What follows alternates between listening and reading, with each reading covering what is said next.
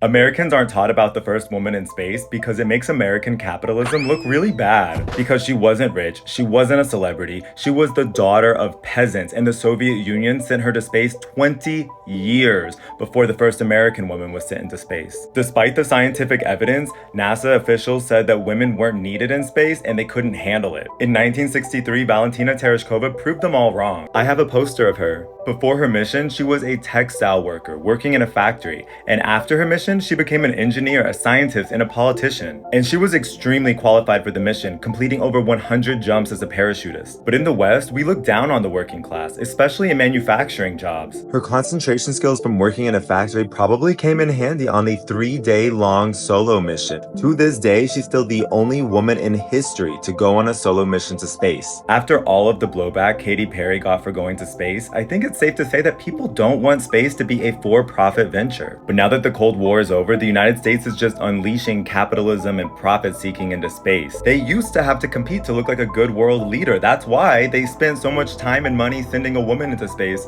20 years too late. And now as a commercial for space tourism, they'll create as much carbon emissions in 15 minutes than the average human being on Earth does in 15 years. But the Cold War isn't quite over, and the space race isn't either. Even though the United States banned China from the International Space Station to try to keep them technologically behind, they created their own space station, which is already way ahead of the International Space Station. And they're still sending people to space for science and humanity instead of to sell tickets.